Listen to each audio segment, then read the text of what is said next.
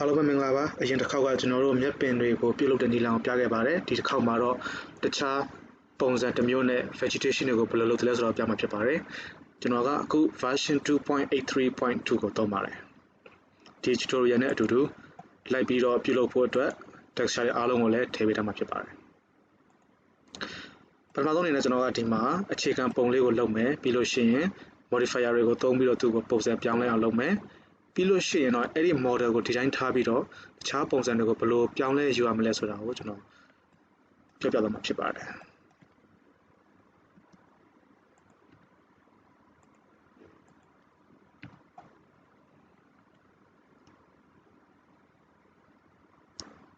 အဲ့တော့ပထမဆုံးကျွန်တော် shift A ကိုနှိပ်တယ် mesh ကနေပြီးတော့ circuit တစ်ခုယူတယ်လောလောဆယ်မှာကျွန်တော်ကအခု top view ကနေပြီးတော့ကြည့်တာဖြစ်ပါတယ်ပြီးတာနဲ့ဒီဘက်ဘယ်ဘက်အောက်ထောက်မှာ add circle ဆိုတဲ့ဟာလေးရှိပါတယ်အဲ့ဒါကိုနှိပ်မယ်ဒီမှာကျွန်တော်တို့ရှိတဲ့ဒီ age အရေးအတွက်ကိုဒီမှာပြောင်းလဲလို့ရပါတယ်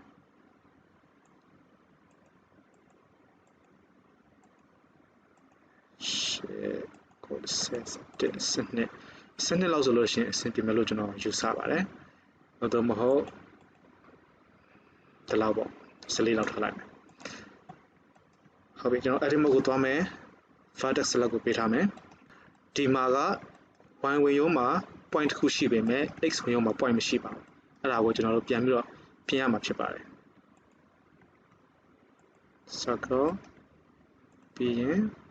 15ဆိုလို့ရှိရင်ဒီမှာရှိသေးတယ်ဒါပေမဲ့ဒီမှာ point မရောက်သေးဘူး16ဆိုလို့ရှိရင်ဒီမှာလည်း point တစ်ခုရှိပြီဒီမှာလည်း point တစ်ခုရှိပြီဆိုတော့ဒါကိုအဆင်ပြေမယ်လို့ကျွန်တော်ယူဆပါတယ် edit mode ကိုသွားမယ်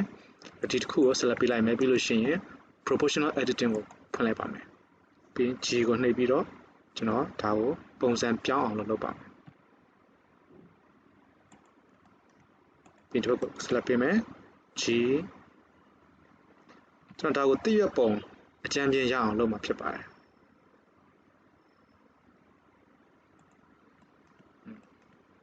အဲ့တော့ဒီဘက်ကတော့နည်းနည်းလေးသိမယ်ဒီဘက်ကနည်းနည်းလေး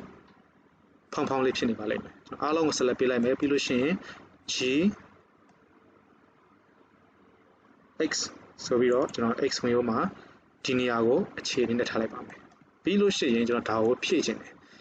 အဲ့ဒါကိုဘယ်လိုဖြည့်မလဲဆိုတော့ space bar ကိုနှိပ်ပြီးတော့ grid fill ဆိုပြီးရှာလိုက်မယ် grid fill သူဖြည့်လိုက်တဲ့ပုံစံကတစ်မျိုးဖြစ်နေတယ်အဲ့တော့ကျွန်တော်ဒီမှာဒီဘက်အောက်က setting မှာကျွန်တော်ပြန်ပြင်ပါမယ် set အလဲကောင်မှာ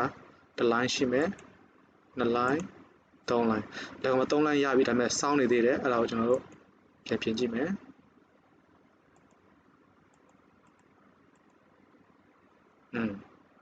အဲ့ဆိုရပါပြီဒီမှာနံပါတ်4ဒီမှာနံပါတ်2အဲ့တော့ကိုယ့်ရဲ့ပုံပေါ်မူတည်ပြီးတော့ဒါကတော့နည်းနည်းပြောင်းလဲနိုင်ပါတယ် vertice ကိုပြောင်းလဲဖို့အတွက်ကျွန်တော်တို့ဒီအလဲ3ခုကိုရွေးလိုက်မယ်တော့မဟုတ်ကျွန်တော်အထင်ဒါကိုနည်းနည်းလေးကိုယ်အောင်အရင်လုပ်လိုက်ပါမယ် double click နှိပ်ပြီးတော့အလဲကောင်က line ကို select ပေးလိုက်မယ်ပြီးလို့ရှိရင် G Z ဆိုပြီးတော့ကျွန်တော်အပေါ်ကိုတင်လိုက်ပါတယ်ဒါပေမဲ့ကျွန်တော်တို့ရဲ့ proportional editing ပုံကိုကြည့်မယ်ဆိုလို့ရှိရင်ဒီမှာမြင်ရတဲ့အတိုင်း smooth ဆိုပြီးတော့ဖြစ်နေပါတယ်အဲ smooth ကိုကျွန်တော်က sphere ဆိုပြီးတော့ပြောင်းလိုက်မယ်ပြီးလို့ရှိရင် G Z ဆိုလို့ရှိရင်သူကစဝိုင်းပုံစံခုံလေးသူကလုပ်ပေးသွားမှာဖြစ်ပါတယ်ဒီအတိုင်းအောင်လုပ်ခြင်းနဲ့ proportional ကိုပြန်ပိတ်လိုက်မယ်အားလုံးကို select ပေးပြီးတော့ကျွန်တော်အောက်ကိုပြန်ချလိုက်ပါမယ်ပြောချင်တဲ့အဓိပ္ပာယ်ကဒီက original point ကိုဒီနေရာမှာပဲအမြဲတမ်းရှိနေစေချင်တဲ့သဘောပါအားကိုနှိပ်ပြီးကျွန်တော်နည်းနည်းလေး shape ကိုပြောင်းလဲအောင်လုပ်မယ်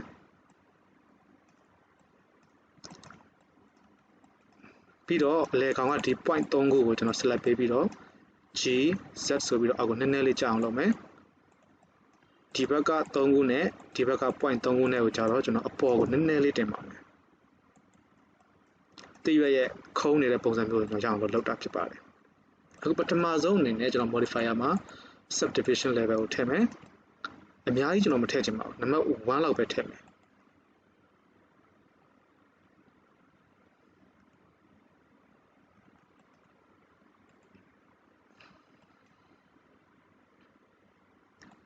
ဒီက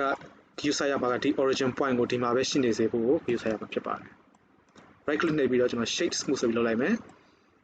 အခုကျွန်တော်တို့ရဲ့အခြေခံပုံစံလေးကပြီးပြီလို့ပြောလို့ရပါတယ်ဒါကိုနည်းနည်းလေးပုံစံလေးကိုပြောင်းအောင်လုပ်ကြည့်မယ်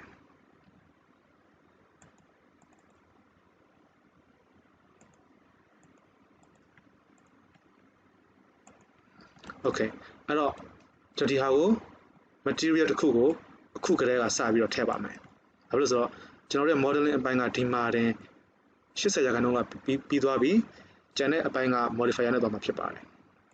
အဲ့တော့ဒီဟာကို apply လုပ်လိုက်မယ်အခုဆိုလို့ရှိရင် vertices တွေအားလုံးကိုမြင်ရမှာဖြစ်ပါတယ်ဒီဘက်က screen ကိုခွဲပြီးတော့ဒီဘက်မှာကျွန်တော် UV editor ကိုထားမယ်အောက်မှာတော့ shader editor ကိုထားမှာဖြစ်တယ် material အသိယူမယ်ကျွန်တော်အခုလုံးမဲ့ vegetation က fun ဖြစ်တဲ့အတွက် fun ဆိုပြီးနာမည်ပေးလိုက်မယ်ပြီးတော့ဒီဘက်ထဲက texture တစ်ခုကိုကျွန်တော်ယူလိုက်ပါမယ်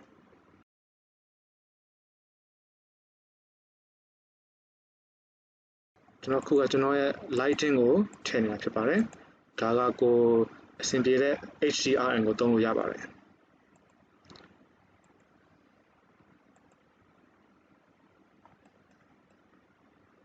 ဒါလို့ဆိုမှတော့ဒါကြီးက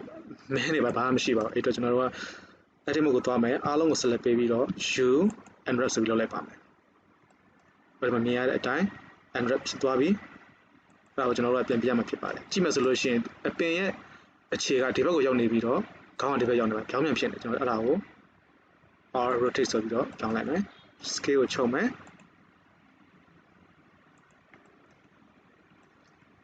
ပြီးတဲ့အခါမှာ proportion editing ကိုပြန်ဖွင့်လိုက်မယ်ပြီးရင်ကျွန်တော်တရား select ပေးပြီးတော့ G ကိုနှိပ်ပြီးတော့ရှင်းလိုက်ပါမယ်ဒီဘက်အရင်ရောက်တဲ့အထိပေါ့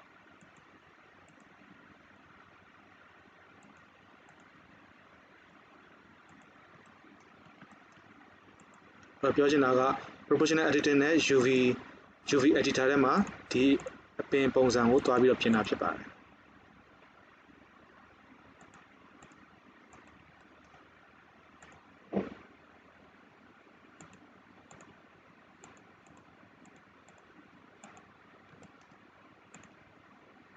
တခု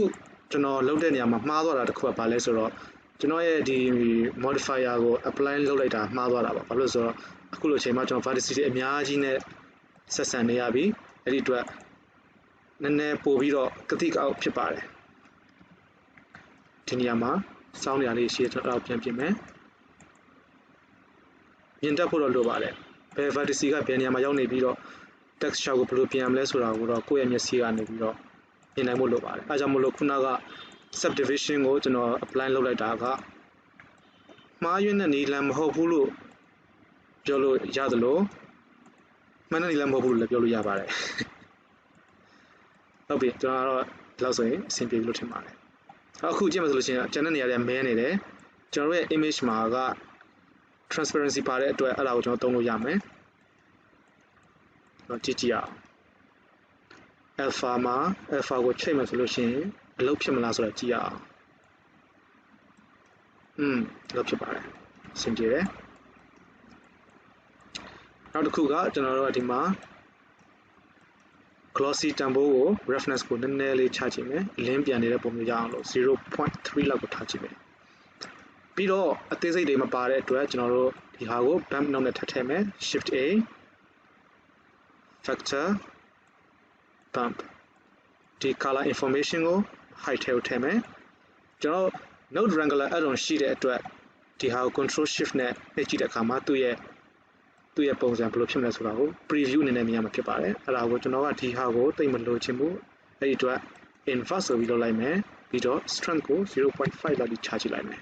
သို့မဟုတ် 0.3 ပြီးတော့မှအဲ့ဒါကိုမှကျွန်တော်က normal တွေကိုပြန်ထည့်မယ်ပြီး shift control shift principal ကို mouse click ဆိုလို့ရှိရင်ကျွန်တော်မြင်ရမှာဖြစ်ပါတယ်အခုချိန်ဒီတော့နည်းနည်းသူ့ရဲ့တန်ဖိုးကများနေသေးတဲ့အတွက်ကျွန်တော်ဒါကိုထပ်ပြီးချမယ် 0.2 သို့မဟုတ် 0.1 0.15 okay ဒါဆိုရင်ရပြီထင်ပါတယ်ပြီးတော့ကျွန်တော်ကြည့်တဲ့အခါမှာအောက်ကမဲနေသေးတယ်အပေါ်ကအလင်းအောင်ရှိတယ် translucence မရှိပါဘူးအလင်းပြန်တဲ့အခါမှာအလင်းကဖောက်ပြီးတော့ဝင်တာမျိုးကိုကျွန်တော်လိုချင်တယ်အဲ့ဒီအတွက်ဒီ color ကိုပဲ subsurface တွေကိုထည့်မယ်ပြီးရင် subsurface တန်ဖိုးကို 0.1 ထားကြည့်လိုက်ဒါမှမဟုတ် 0.2 0.3 ဆိုလို့ရှိရင်အလင်းက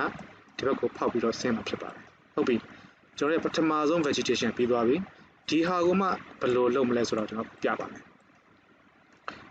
ဘယ်လိုတစ်ချက် shift ကိုနှိပ်ပြီးတော့ weight ကိုကူလိုက်မယ်ပြီးရင် s ကိုနှိပ်ပြီးကျွန်တော် scale လုပ်လိုက်မယ် r ကိုနှိပ်ပြီးတော့ rotate လုပ်မယ် s scale r rotate ဒါကိုလည်းကျွန်တော်နည်းနည်းသေးမယ် rotate လုပ်မယ် shift d copy ကူးမယ် mouse right click နဲ့ cancel လုပ်မယ် r rotation s scale လုပ်မယ်ဒီသုံးမျိုးကို scale မတူအောင်လို့ကျွန်တော်လုပ်မှာဖြစ်ပါတယ်အခုနာမည်ပေးကြည့်ရအောင်ဒီဟာကို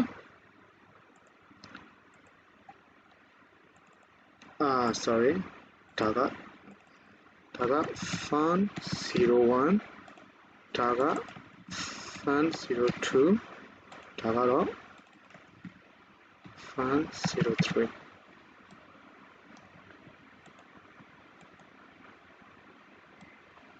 ဟုတ်ပြီအဲ့တော့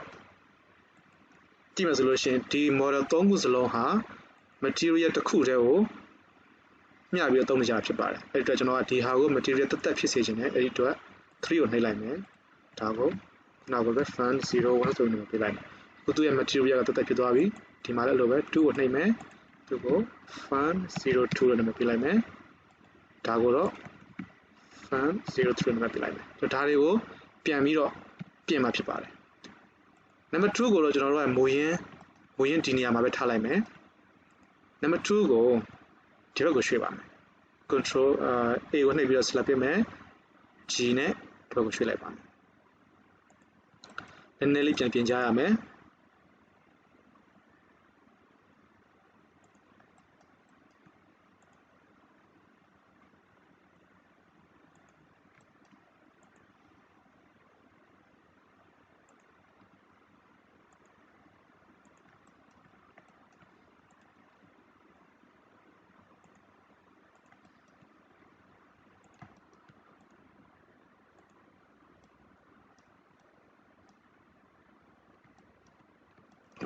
ကြည့်မယ်ဆိုလို့ရှိရင်ကျွန်တော်တို့ရဲ့ UV ကနည်းနည်းလေးတွန့်လင်းနဲ့ကြည့်ပြီးကြည့်မကောင်းပါဘူးဒါပေမဲ့အဓိကဒီဘက်မှာကြည့်ကောင်းမှုရေးကြည့်ပါတယ်အဆုံးကို select ပေးလိုက်မယ် edit mode A G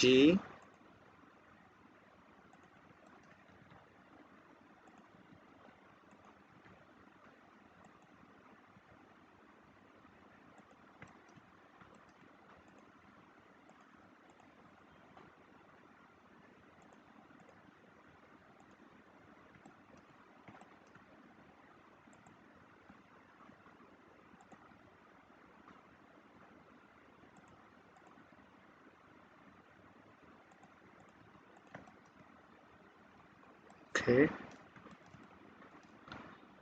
လောက်ဆုံးရပါပြီဟုတ်ပြီကျွန်တော်တို့အခုဒီဟာ3ခုကိုအပင်ပုံစံဖြစ်အောင်လုပ်မှာဖြစ်ပါတယ်အဲ့ဒီအတွက်ဘာလုပ်မလဲဆိုတော့ကျွန်တော်ပထမဆုံး shift A empty အဲ့ဒီထဲကနေမှကျွန်တော် sphere တစ်ခုရွေးလိုက်ပါမယ်ဒီမှာကျွန်တော် empty sphere တစ်ခုရှိပြီဒါကို modifier ထပ်ကူသွားမယ်ဒီပထမဆုံးအရွက်ပေါ့အဲ့ဒါကို select ပေးထားမယ်ပြီးလို့ရှိရင် array modifier ကိုထည့်ပါမယ်အခုမြင်တဲ့အတိုင်း array ကဒီဘက်ကိုဆက်ပြီးသွားမှာဖြစ်တဲ့အတွက် relative offset ကိုကျွန်တော်ဖြုတ်လိုက်မယ်ပြီးရင် object offset ကိုမှန်ချလိုက်မယ်ပြီးရင်ဒီ item picker ကိုယူပြီးတော့ဒီ empty ကို select ပေးလိုက်ပါမယ်ဟုတ်အော်ကျွန်တော်ကအရွက်ကို9ရွက်လောက်စီလုပ်ကြည့်လိုက်မယ်အခုမြင်ရတဲ့အတိုင်းပုံစံတစ်မျိုးဖြစ်သွားပြီဘာဖြစ်လို့လဲဆိုတော့ကျွန်တော် shift A rotation ကိုcontrol A rotation ကိုကျွန်တော် apply လုပ်လိုက်မယ် rotation လုပ်ကြည့်မယ် S control A scale okay ကျွန်တော်ဒီဘက်မှာဒီ item ဘက်မှာ location rotation scale ကိုကျွန်တော်ပြန်ပြီးတော့ reset လုပ်ရပါတယ်ဟုတ်ပြီအဲ့တော့ rotation လုပ်မယ်ကိုလိုချင်တဲ့အတိုင်းအတာတစ်ခုထိပေါ့6ရက်ဆိုရင်6ရက်ပေါ့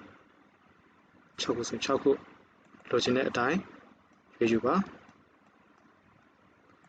S ကိုနှိပ်ပြီး scale ကိုကစားမယ်ဆိုလို့ရှိရင်အရွယ်အစားမတူဘဲနဲ့ပြောင်းလဲသွားမှာဖြစ်တယ်ဒါကိုလိုချင်တဲ့ပုံစံဆိုရင်တော့လည်းအဆင်ပြေလို့ကြည့်ပြီးလုပ်လို့ရပါတယ်အဲ့ဒီပုံစံအတိုင်းကိုပဲကျွန်တော်တို့ကဒီကျန်တဲ့2ရက်ကိုဆက်ပြီးလုပ်မှာဖြစ်ပါတယ်ဒါပေမဲ့အခုချိန်မှာတော့ဒီ empty ကိုမတူညီတဲ့ပုံစံကိုရွေးပါမယ် Q ဘာလို့ဆိုတော့ရောမှာဆိုတဲ့အတွက်ကျွန်တော်ဒီဟာကိုမတူတဲ့ပုံစံရွေးတာဖြစ်ပါတယ်ဒါကို select ပေးမယ် control A location control A rotation control A scale ဒါတွေ location rotation scale ကိုကျွန်တော် apply လုပ်ပါမယ်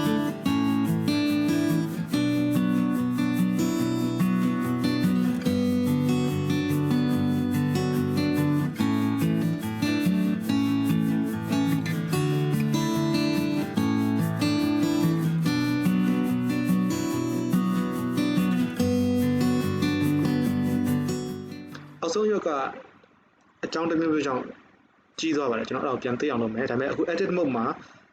object mode မှာအကြီးသေးပြင်လို့ရှိရင်ကျန်တဲ့ဟာတွေကလိုက်ပြီးပြောင်းမှာဖြစ်ပါတယ်ဒါပေမဲ့အဲ့ဒါကျွန်တော်သူ့ကို edit mode မှာပြင်မယ်ဒါပေမဲ့ edit mode ကိုရောက်တဲ့အခါမှာ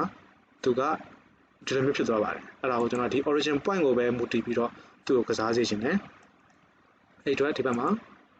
ဒီအပေါ်ဆုံးက icon လို့နှိပ်ပြီးတော့ 3D cursor ကိုရွေးလိုက်မယ်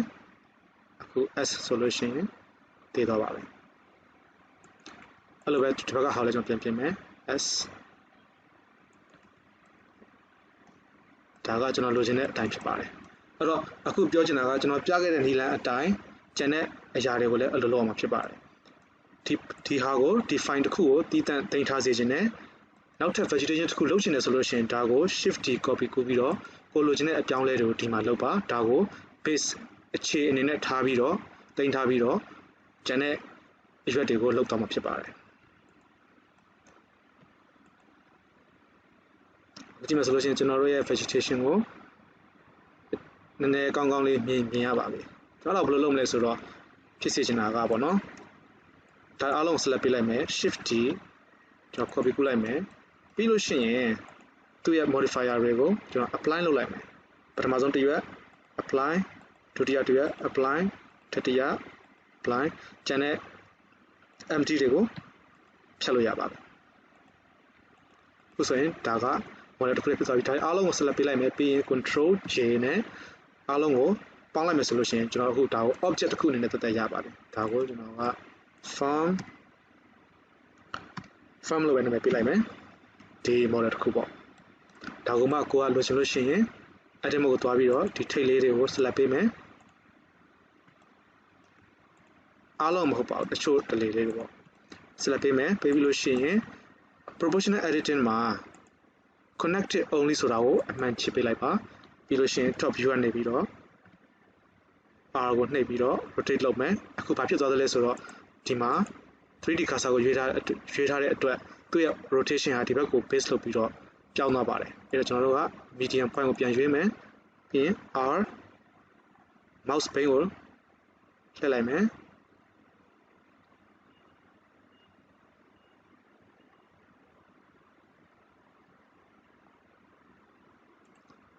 ဒီဘက်မှာ smooth ကိုပြန်ရွေးကြည့်မယ် okay ကျန်တဲ့ဟာလိုလည်းအဲ့လိုပဲထိပ်လေးတွေကိုရွေးလိုက်မယ်ကြာပန်းပေါ့ကြာပန်းရွေးရမှာဖြစ်ပါတယ်ဘယ်ဟာကိုရွေးဆိုပြီးရှိပါမယ်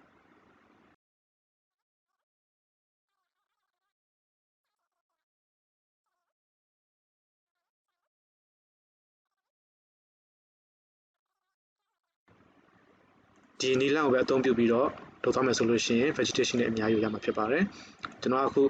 ဆက်ပြီးတော့နောက်ထပ်အပင်တစ်မျိုးကိုဘယ်လိုလုပ်လဲဆိုတာကိုကျွန်တော်ပြမှာဖြစ်ပါတယ်ဟုတ်ပြီအဲ့တော့ဒီတစ်ခါမှာကျွန်တော်တို့လုံခဲ့တဲ့တစ်ခေါက်ကလုပ်ခဲ့တဲ့အမှားတစ်ခုကိုပြင်ဆင်ကြရအောင် circle ကိုရွေးလိုက်မယ်ကျွန်တော်ပြီးလို့ရှိရင်ဒီမှာ32ဖြစ်နေတယ်အဲ့ဒါကိုကျွန်တော်ပြန်ပြင်မှာဖြစ်ပါတယ် circle ခုနက16ခုနကလုပ်ခဲ့တဲ့နီလန်အတိုင်းကိုပဲကျွန်တော်သွားမှာဖြစ်တယ်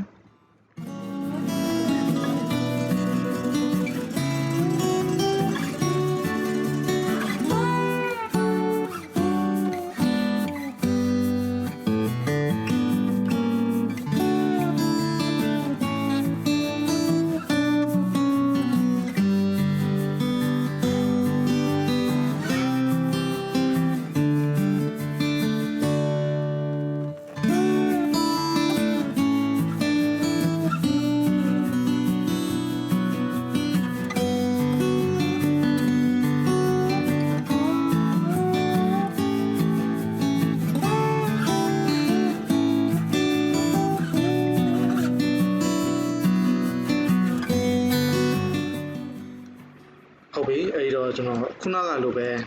subdivision ကိုထည့်တယ်သို့ပေမဲ့အခုချိန်မှာကျွန်တော်ဒါကို apply မလုပ်တော့ပါဘူးဒါမှသာကျွန်တော်တို့ရဲ့ mesh ကိုပြန်ပြီးပြုပြင်မယ်ဆိုလို့ရှိရင်လွယ်မှာဖြစ်ပါတယ်အခုဆက်ပြီးတော့ကျွန်တော်တို့အခု pin 0လုပ်ရအောင်အဲ့ဒီအတွက် shift A mesh ထဲကနေ cylinder ကိုသွားမယ် vertex တွေအများများတယ်အဲ့တော့ကျွန်တော်ကဒါကို4သို့မဟုတ်6လို့ပြလိုက်မယ်ပြီးရင်ထိပ်မှာအပိတ်တွေဖြစ်နေတယ်အဲ့ဒါကိုကျွန်တော်က nothing ဆိုပြီးတော့ထားလိုက်မှဆိုလို့ရှိရင်ပွင့်သွားပါပဲ edit mode မှာကျွန်တော်ဒါကိုပြောင်းလဲလုပ်ရအောင်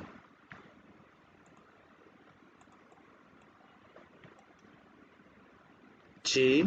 set ဆိုပြီးတော့ကျွန်တော်အပေါ်ကို ဆွဲတင်လိုက်မယ်ကျွန်တော် S ကိုနှိပ်ပြီးတော့ scale လုပ်မယ်သို့ပေမဲ့ကျွန်တော်က Z ဝင်ရုံမှာမပါစေချင်တဲ့အတွက် shift Z ဆိုပြီးတော့ Z ကို cancel လုပ်လိုက်ပါမယ်ဟုတ်ပြီအဲ့လိုပဲထိပ်ပိုင်းကိုကျွန်တော်ရွေးပြီးတော့ဒီမှာ medium point ကိုရွေးမယ်ပြီးလို့ရှိရင် S နဲ့ scale ချုပ်ပါမယ်ကျွန်တော်ပင်စီရပြီဒါပေမဲ့သူ့ကိုကျွန်တော် loop cut လေးတွေနဲ့ထည့်ရအောင်ဒါလည်းကြည့်မယ် control R ကိုနှိပ်ပြီးတော့ loop cut တစ်ခုထည့်မယ် mouse ရဲ့ bane ကိုနှိပ်ပြီးတော့ကျွန်တော်တို့ segment တွေကိုအများကြီးဖြောင်းလုပ်ပါမယ် okay အခုကျွန်တော်တို့ကဒီတိရွက်ကိုဒီဘက်မှာတင်မှာဖြစ်ပါတယ်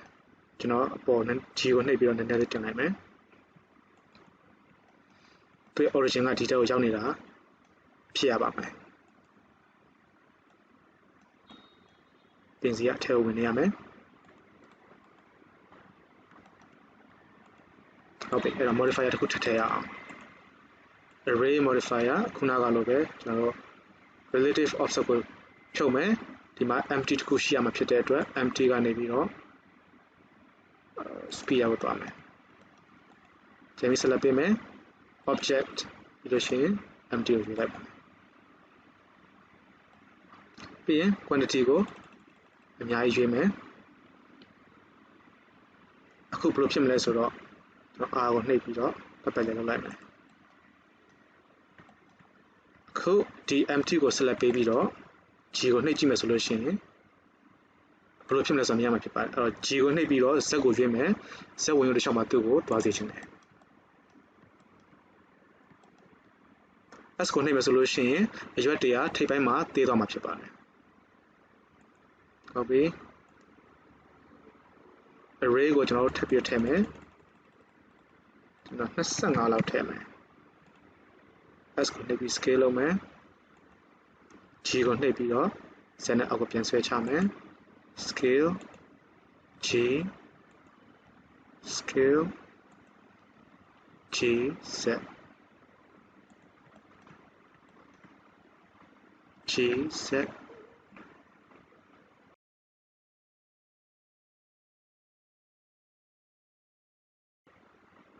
ပြောချင်တာကိုလိုချင်တဲ့ပုံစံကိုရအောင်လို့လုပ်ယူလို့ရပါတယ်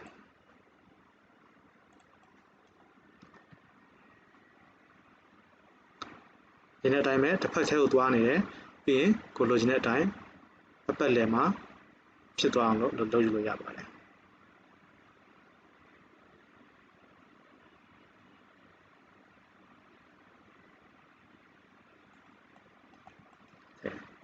ဒါပေမဲ့အခုထပ်ကြည့်မယ်ဆိုလို့ရှိရင်သူကဒီပင်စီကတစ်ဖြောင်းနဲ့ဖြစ်နေပါတယ်အဲ့ဒါကိုကျွန်တော်ပြန်ပြင်ရအောင်မယ်အဲ့ဒီအတွက်ဘာလုပ်မလဲဆိုတော့ဒါကိုကျွန်တော်ပိတ်လိုက်ပါမယ်ခဏဘာလုပ်မလဲဆိုတော့ကျွန်တော်ဒီဟာကို Bezier curve နဲ့ထိမှာဖြစ်တယ်အဲ့ဒီအတွက် shift A curve Bezier အဲ့ဒီမှာကိုသွားမယ်ဒီကနေပြီးတော့သူ့ရဲ့ rotation ကို apply လုပ်မယ် control A location rotation အဲ့လိုတဲ့အခါမှာသူ့ရဲ့ origin point ကတစ်ဖက်ကိုရောက်သွားတယ်အဲ့အတွက် edit mode ကနေပြီးတော့တစ်ဖက်ကိုပြန်သွားမယ်ဒီတစ်ဖက်ကိုပြန်ယူလာမယ်ပြီးအဲ့ဒီအတိုင်းကိုမှကျွန်တော်တို့ကဒီကနေပြီးတော့ E ကို extrude နှိပ်ပြီးတော့သွားမှာဖြစ်ပါတယ်အဲ့ဒီတိုင်းကျွန်တော်သွားလိုက်တယ်ခုနကဒီမှာ Bezier curve တစ်ခုရှိတယ် Bezier curve တစ်ခုရှိတယ်အဲ့ဒါကိုမှကျွန်တော်ကဒီ stem ကို Bezier မှာ curve modifier ထည့်တယ်ပြီးတော့ထည့်ပြီးချင်းမှာသူကဒီလိုပုံစံဖြစ်သွားတဲ့အတွက်ကျွန်တော်ကသူနဲ့ကိုက်ညီမဲ့ location ကို rotation ရွေးပေးရပါတယ် set solution အဆင်ပြေသွားပြီရွက်ကိုလည်းအဲ့လိုပဲကျွန်တော် base ရောက်ပေးတယ် x y အဆင်မပြေဘူး set မှာအဆင်ပြေသွားပါတယ်အဲ့တော့အခုဆိုလို့ရှိရင် base ရောက်ကိုကျွန်တော်တို့ edit လုပ်တဲ့အခါမှာအားလုံးကလိုက်သွားပါပြီအဲ့တော့ကိုလိုချင်တဲ့ပုံစံကိုကိုယ့်ကိုပြောင်းလဲပြီးတော့ယူရမှာဖြစ်ပါတယ်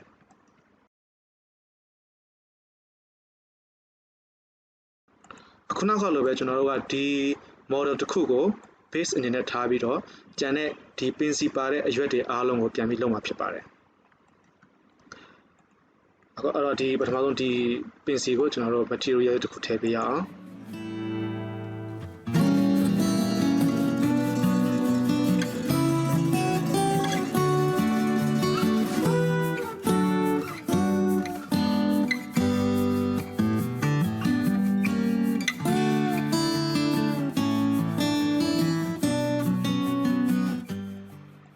ခုဆိုကျွန်တော်တို့ရဲ့